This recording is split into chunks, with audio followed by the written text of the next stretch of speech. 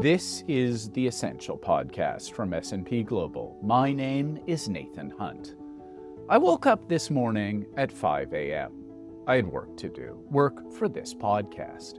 I had read most of the book today's guest has written, but there was a final chapter on Iceland that I wanted to make sure I finished.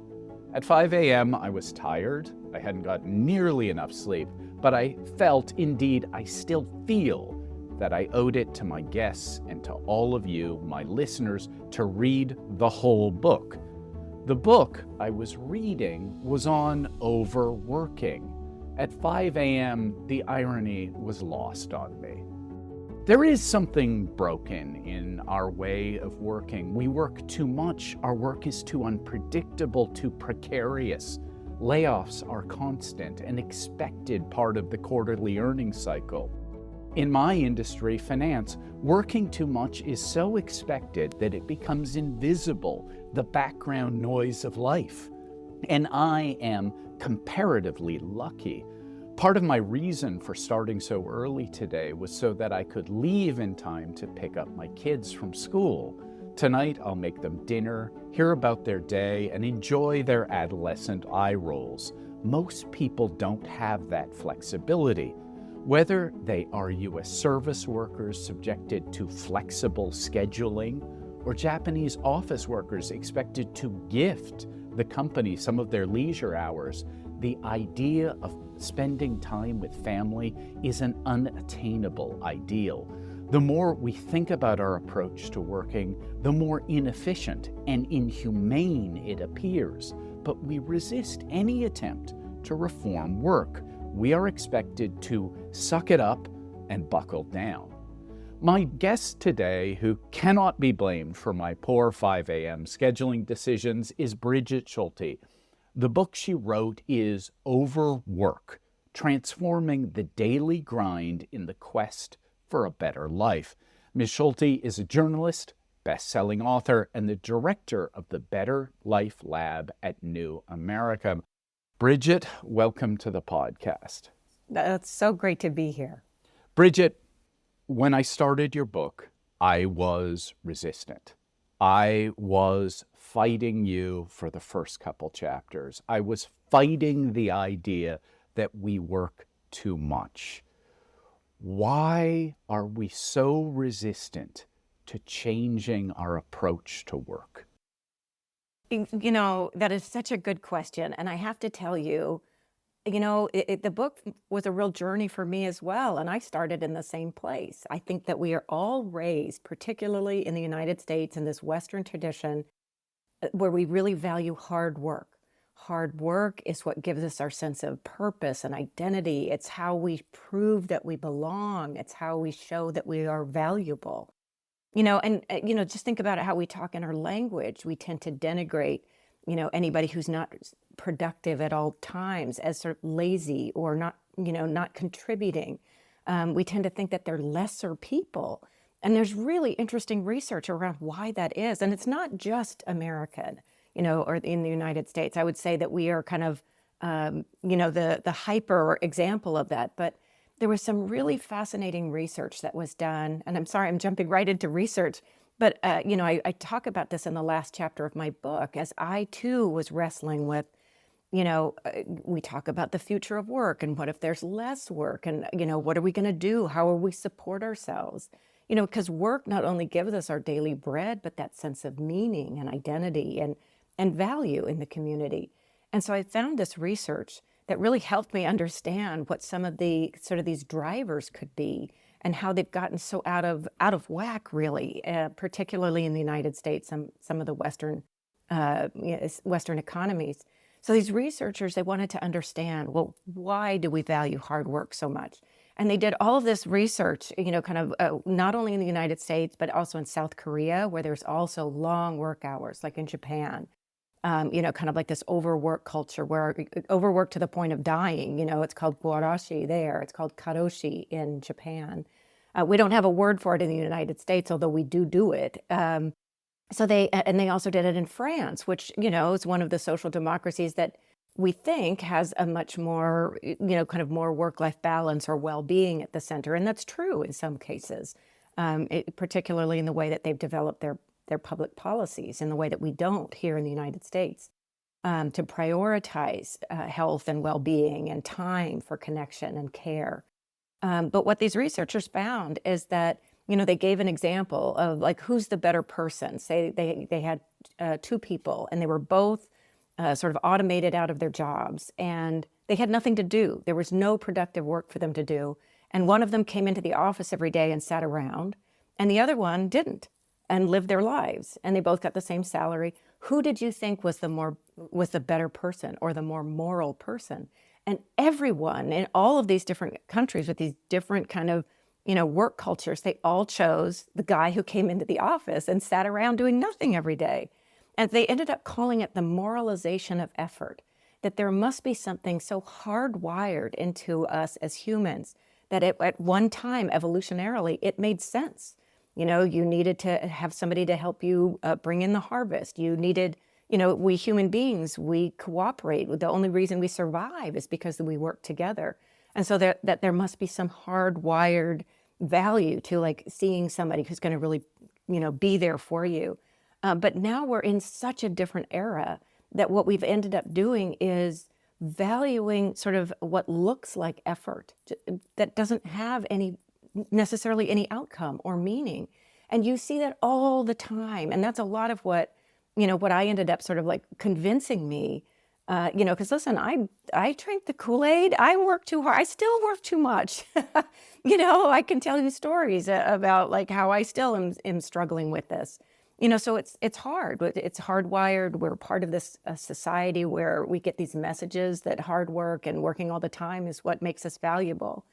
But I think that what really convinced me was the evidence that shows, I began to think about work in three ways. And the sort of the core is the really valuable, productive work that matters, So what is your work? What is it that you're doing? And it is shocking to me how many people don't know what that is, how many companies don't go through those kinds of exercises. They'll have grand purpose statements, but nobody knows, like, what is it you're really doing? What creates the most value? And then, so there's that. And a lot of people don't know what that is. And then there's the second rung, what I call the work around the work, the emails, the Slack messages, the Asanas, the Notions, all the kind of like production, like how are we going to do our work? And it feels like a merry-go-round, that's often where we end up, just circling round and round and round, circling around the work and just doing stuff. And then there's something, the third concentric circle I call the performance of work. Because when we have these overwork cultures, ideal worker cultures, where we think that the more you work, the longer you work, those late night emails, the overtime, the gifting your time back to your company, that's what makes you a good worker. You're going to create busyness. You're going to create the appearance of looking like you're productive when you're really not contributing to the outcome, the impact, or the value. And so we've got it all upside down. And so I think that my main message of the book is that we do have it all wrong. It's costing us a lot, not only in our human lives, our health, our time, our ability to connect with our families and other people, the ability to live a good life.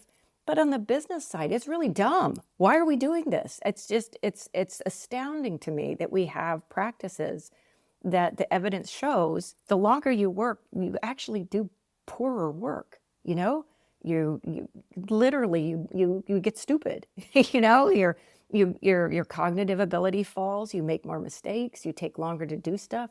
And so why is it that we are so backwards in what we reward? And I think going back to that moralization of effort, that there's something, it's sort of illogical that we need to begin to confront because it is so deeply wired, but the costs are too high to continue on with that unexamined kind of lifestyle. I'm going to challenge you on something. What I'm really challenging is I'm challenging myself. I'm challenging that person I was as I started reading the book. You talked about hard work. And in the book, you talk about going and observing this Workaholics Anonymous meeting. And one of the people there is talking about how they're a workaholic and a procrastinator, right? And I thought, well, that's a contradiction, but it isn't. It isn't because both reflect a compulsive emotional reaction to what should be simply work, simply doing a job. And so when you were talking just now, you talked about hard work. I'm not sure the problem is hard work. I think maybe what you talk about in your book, what comes through in your book, is it's this compulsive attitude. Yeah, it's really not hard work because I do believe in hard work. But I think it's got to be within boundaries or reasonable. And I think what's happened is it's morphed into overwork. And that's why it's sort of the title is a bit of a play on both overwork, like too much work, too muchness, and also just being over it. We got to stop. Let's we're overworked, just done. And so I think that you're right. There is a huge value in finding meaningful work. It does give it, yes, it provides our daily bread. We need to work to survive, but it also throughout human history, it's given us meaning, identity, a sense of purpose. We all need that in our lives, but it's become outsized, and that's where hard work has morphed into overwork. And I think that's what I'm really trying to attack. Listen, I think I thought you were going to go to the Gen Z and everybody hates them because they don't work enough. And listen, I struggle with that too. I have people on my team and they're Gen Z. I'm like, man, you never would have made it in a newsroom, and I've kind of got that rah, and then I catch myself. So it's not like I want to, when you come up in these overwork systems, that's what you expect. And I have to keep reminding myself, what's the outcome I'm really going for? What's the impact that I want? And then I really shouldn't care when, where, or how long it takes, as long as I have, I've made clear expectations and I have clear deadlines, and we check in along the way. That's certainly not perfect. And, I certainly struggle with that as a manager, which is, God, as much an art as it is a science. It's hard. So I think that it's just keeping in mind, what's your goal? What is it you're trying to do? And what are your priorities? And then getting clear on that. And I think, you mentioned the Iceland chapter. I was really interested in the short work hours movement. And I started very much like you, I don't believe it. No way. I work too much. And I know that I shouldn't work this much. And I know the benefits of rest. And I know the neuroscience about, you need, if you want creative ideas and innovation, you need to be well rested. You need to have time away. And then I'm still pushing through at my desk, so I'm not practicing what I'm preaching. So I was just sort of like, yeah, I don't believe this. I can't figure out how to do it. And I went sort of trying to see what's not going to work here. What's missing. And the reason let me step back. The reason I went to Iceland is that, there are short work hours movements in the United States, the UK, Spain, and a number of countries. But a lot of what I found is that at the time I was reporting, they were mostly kind of boutique firms, high-tech firms, kind of, forgive me, bro-y. And I just had this horrendous fear that what we'd be leading to is all these tech bros with super cool 4-day work weeks, and they'd all go surfing on Fridays. And I want everybody to surf on Fridays. It's not like I don't want tech bros to do it. But what I saw is so many women who are in care professions or service workers. The two things that really motivate me are how can everyone have a good quality of life? How can we all have shared prosperity and well-being? And a huge driver for me is gender equality. And a lot of that comes out of my own experience and seeing how women face barriers, how people with care responsibilities, have so many barriers to being able to combine work and care in the way that's meaningful, that's flexible, that's stable. We make it so hard.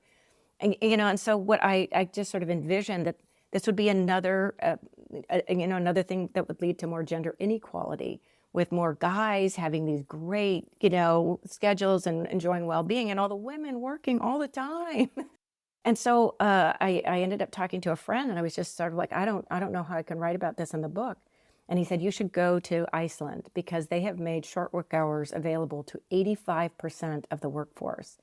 And so I thought, well, that's interesting. And they did it for two reasons, the two things that I'm most interested in, which is well-being for all people and equity, particularly gender equity.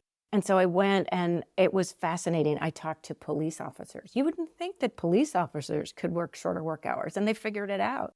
I talked to childcare workers and nurses, as well as the tech bros and the travel agencies and the finance folks and, the people who, the largest employer, and they all have embraced it.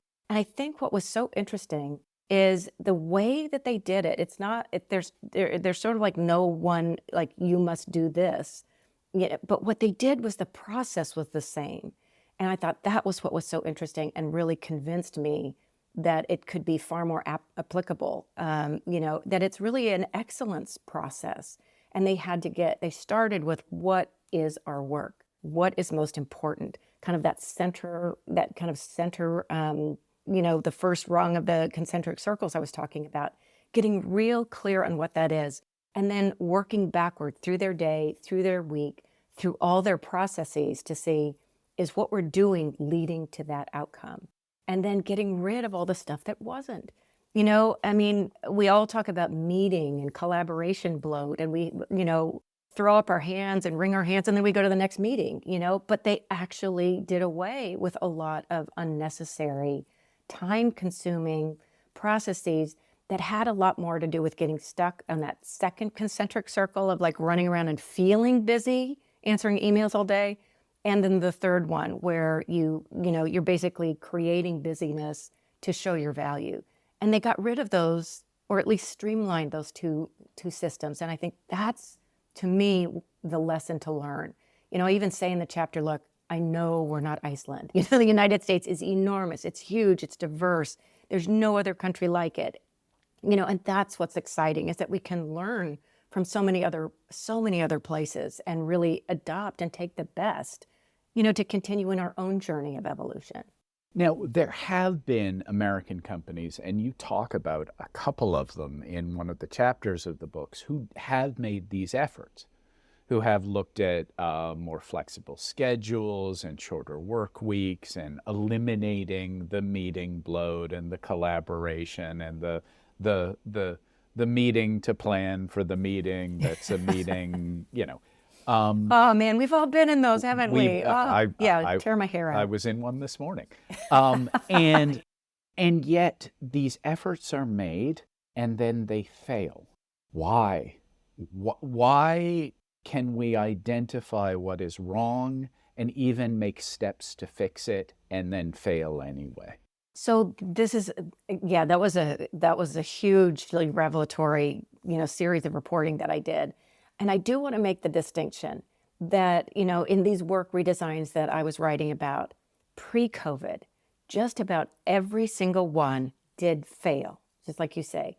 And that was despite evidence, like randomized controlled trials, really high quality research and data that showed that the work got better, productivity was higher, communication was better, people were healthier, they had more time at home, they felt less stress. There were just all of these cascading benefits to both work and human well-being. They were good things.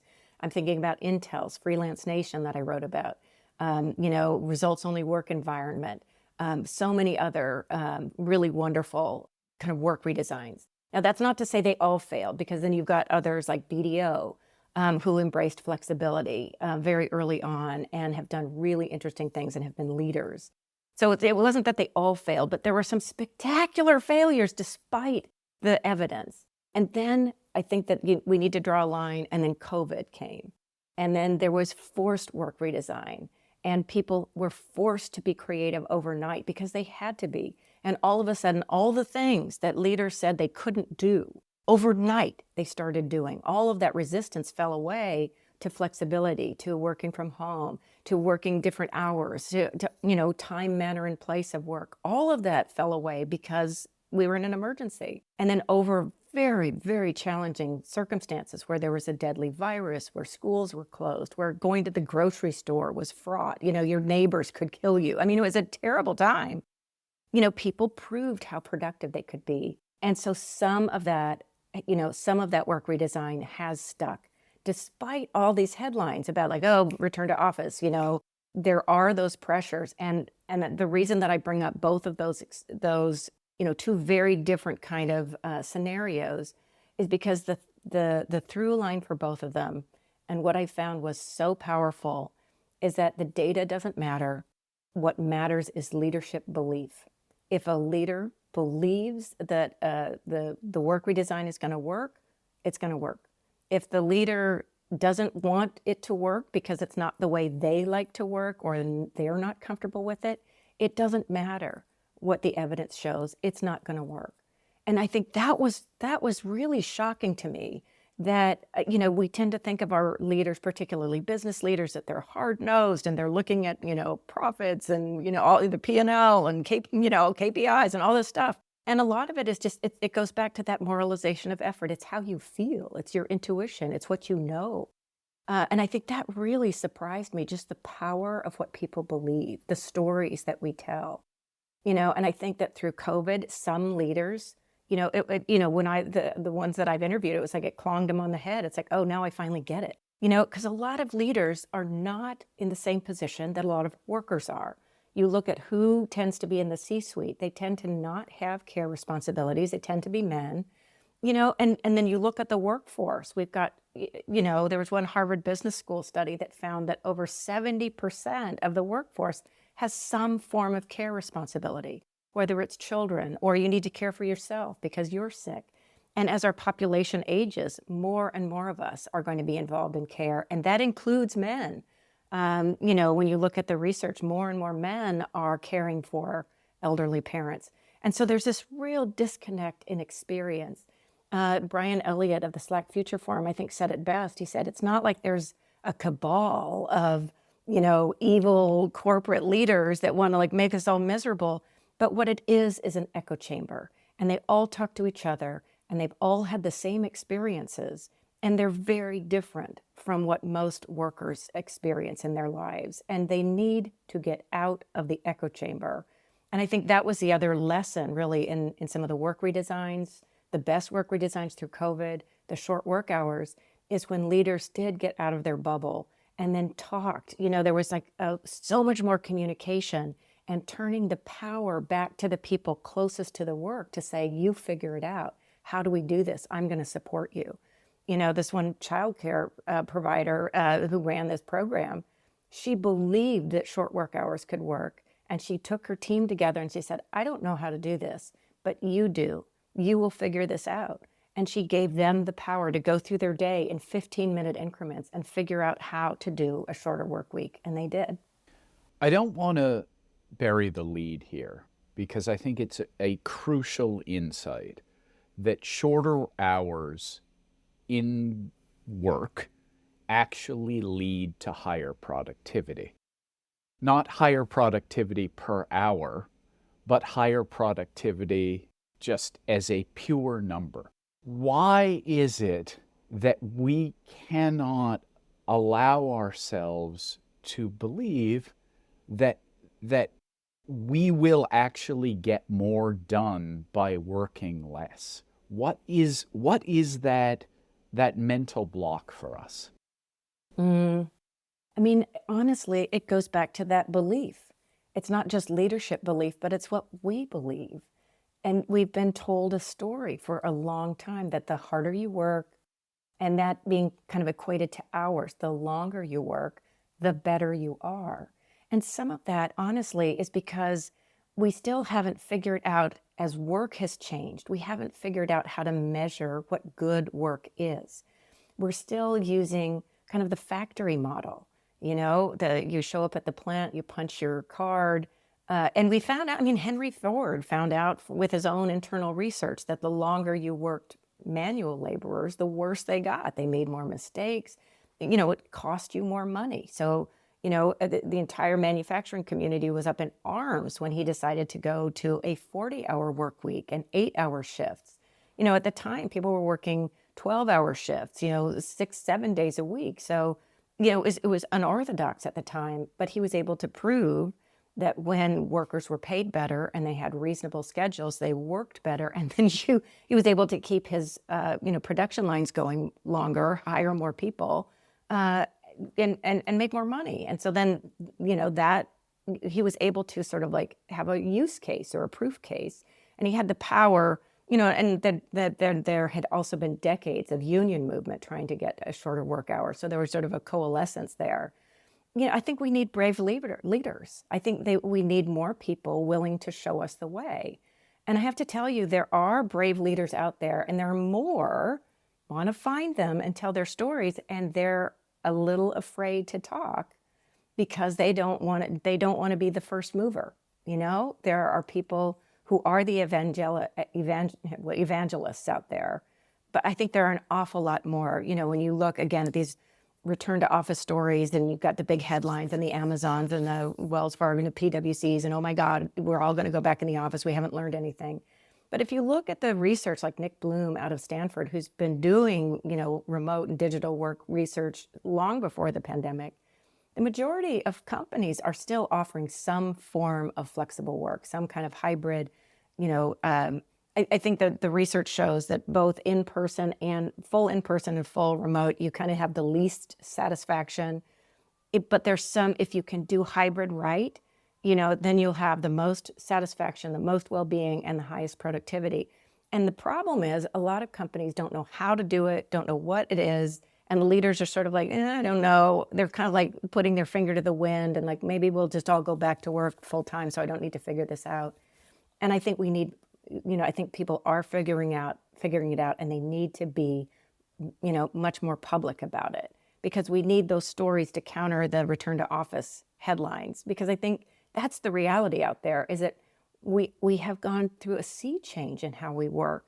There are companies, with a lot of hourly workers figuring out how to make those good jobs, figuring out how to have more predictable schedules, and reaping the benefits as a result, not just seeing workers as this line item to cut. So, Brigid, what is the relationship between the number of hours you're working and the amount of work you're getting done? Yeah, I mean, if you look at those international, and I'd love to bring this up too, because I think that just people don't get it. But it's like, this is the power of belief, right? But it's like the data is so clear. The Economist has done it, ILO has done it. I mean, there are all sorts of different graphs you could find that as a country's work hours go up, their productivity per hour's worked goes down. There is a direct correlation. Like Japan works among the longest work hours, and they have the lowest productivity of the OECD countries, It doesn't make you better. Is there something about the United States in particular that encourages these insane working hours? I remember I talked to Dave Dunning, this behavioral economist, and I was sort of asking the same things, and he just said, we're creatures of our environments and what we see, and when you see everyone around you working all the time, you think that that's what you need to do. And he said, so maybe the solution for the United States is for all of us to move to Europe. But I mean, it's a challenge. We are creatures of our environment. So part of it is, how do we restructure the environment? How can you use policy levers? How can you use soft power? All of those things that I address in the book. Brigid, one of the key points that you make in the book and you've made in this interview is around definition. What is the core of the work? And one of the things I found very interesting in your chapter talking about the overwork culture in Japan is that the jobs are poorly defined. So it's really hard to figure out what is that core piece, that first level you talk about of the actual work you're supposed to be doing. How much of that do you think figures into our culture of overwork, that we simply can't define what is tier one? I think it's big. When I went to Japan, again, it was the same thing. It's like, I knew that Japan had a reputation for having these really long work hours, as sort of being the grandfather of overwork. And I think here in the West, we thought, well, it's something that's unique to the Japanese culture. Maybe it's something out of the samurai or the Bushido culture. And so I wanted to go to see, well, is that true? And what could we learn? And what I found is that that's not true. That what drives the overwork there is what drives the overwork here. And it's all about belief, and it's all about, what you were talking about. There is this belief that the longer you work, the better you are, and that there is a system where you come in and you have to sort of defer to your leader, to the leader. And if the leader doesn't know what the work is, they're going to stay because that's what they've been trained to do. And if the leader stays, then you stay because that's what you've got to do. There's one young man that I interviewed. It blows my mind. And he was at work at 11 o'clock at night. I was interviewing him at work on the phone. And I said, well, what are you doing there at 11 o'clock at night? And he said, well, I'm just standing at the Xerox machine making copies, blank copies, because I need to look busy because my boss is still here and I don't have anything to do.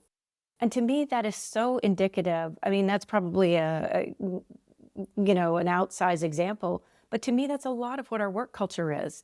The Japanese researcher, Hiroshi Ono, calls it waste. And I ended up calling it stupid work. I mean, there's a lot of just stupid work that we do, again, to meet that performance of work. And so I think that that's what was so interesting to me. The jobs were ambiguous. They were ill-defined. And I think we have a lot of that here in the United States as well. So then you default to what sort of the unconscious story is and leadership belief. And it's amazing. It feels like we're Heather McGhee says, we're all defined by the stories that we tell, that shapes our world. And I think that is such a powerful indication of the story of work that we've been telling ourselves is really wrong-headed and yet incredibly powerful, and we're trapped in it. Now, a lot of the examples you and I have been talking about are really sort of focused on more white-collar work. And there is this incredibly powerful chapter in the book that talks about the challenge of service workers and flexible scheduling. And I wonder if I could just ask you to talk a little bit about what flexible scheduling is, why it was created, and what impact it has on workers' lives. Yes, thank you for asking too. And I do want to make clear, like the book talks about how we're trapped in these beliefs, but then really profiles people who are challenging that belief, really challenging the structures and the systems of work, even in small and large ways. And so that's why I would put these workers in that category. Service work in the United States has long been, difficult, sometimes difficult hours. You think about like rail workers years ago. And if you were going to have an unpredictable schedule, well, then you would have been compensated for it. And what's happened over time as unions have sort of lost their power, as workers have lost power, as workers became to be seen as sort of a liability on a balance sheet. Labor is usually one of your largest costs. And then as you had sort of like these pressures for, working lean and cutting your labor costs to the bone, that's sort of coincided with algorithmic, advances in algorithmic scheduling and, kind of early uses of tech and AI, and really ended up wreaking havoc on the lives of people. Because there was a time, say if you worked at JCPenney's, you would have your hourly schedule and you knew what it was and you had people on your shift and you had friends. And then over time, when I've talked to organizers, they saw this decline where then all of a sudden, people would have these really unpredictable schedules and you would never know when you were supposed to come in. You would get your schedule maybe a day or two in advance. You'd be sent home with no pay if they didn't need you. And it was all because these algorithms were trying to figure out what the demand was based on the previous year and then schedule the labor really tight to demand with the whole idea that you would reduce your labor costs. And it didn't work. People think that it does, but it really doesn't. And that doesn't work because what research has shown is that if you cut your labor costs, your service, your retail workers too far, somebody will come into your store and the sweaters aren't folded and they can't find anybody to help them, or the line is too long. And then people end up getting frustrated and they walk out. And what researchers say that is called future lost sales. Well, that doesn't show up on your balance sheets. And yet you are losing who knows how many millions of dollars. And if people get mad enough, they'll go on social media and blast you and say, never go to this store. You have no idea how much you're losing then in future lost sales. And so, the researchers say workers are your secret weapon. That if you invest in workers, if you invest in good jobs, if you give them reasonable, predictable schedules. I talked to so many people, they couldn't arrange childcare. This one woman I spent time with in Oregon, she and her sister both had really unpredictable schedules as cashiers at a grocery store. Never knew how many hours they would work or when. Their income could swing 30% in a month. Your bills don't swing 30%, so that they would really struggle paying their mortgage or their rent. They had to sort of bunch up and all live together. Their mother ended up quitting her job so she could care for their kids because there's no way you could arrange childcare. You couldn't figure out when to go to the doctor or the pediatrician. You could never plan on going to a parent-teacher conference or, take your mother to a care appointment. Their lives were held hostage by these unreasonable, unpredictable schedules. And so they began to band together, sort of finding each other in their pain, because everybody thought they were alone. Because when you had these outrageous schedules, you didn't form those connections at work. So nobody knew that anybody else was also feeling that pain. So when they came together and they began sharing stories, they began to work and make the case for more reasonable, predictable schedules. And then you've got places like the Good Jobs Institute and Zen Uptone doing really fascinating work showing that when jobs, service jobs, retail jobs, care jobs, what we call low-wage jobs are good jobs, the work is better, people are healthier and happier, and the companies do better, they're more productive. So it's better for everyone when workers are treated well. So just a final thought, and I want to reinforce what you said, which is that the book is full of these inspiring examples of people and organizations who are willing to tackle the challenges, the compulsive, unhealthy attitude towards work. And I'm wondering if you can tell me a little bit about the Better Life Lab. Yeah, so we work on what we call work-family justice, elevating the value of care, paid and unpaid care, and intersectional gender equality, looking really at equity across race and class and gender. And we do that through narrative, through storytelling. We do a lot of reporting. What we try to do is look for solutions, look for where are the small pockets of change and hope, and can we shine a light on them, and then distribute it creatively to different audiences in different ways, in different messages that people can hear, to give people some sense of hope and inspiration, that things do not have to be this way, they do not have to be this hard, that there are lessons we can learn from places here in the United States, from places across the world, that there really is a better way to work and live. And that there is a possibility for a better life, a good life, for all of us, and not just a handful of lucky few. The book, once again, is called Overwork, Transforming the Daily Grind in the Quest for a Better Life. Brigid, thank you so much for joining me today on the podcast. Well, thank you so much for having me. It's been really fun talking to you. The Essential Podcast is produced by Patrick Moroney at S&P Global. We accelerate progress in the world by providing intelligence that is essential for companies, governments, and individuals to make decisions with conviction. From the majestic heights of 55 Water Street in Manhattan, I am Nathan Hunt. Thank you for listening.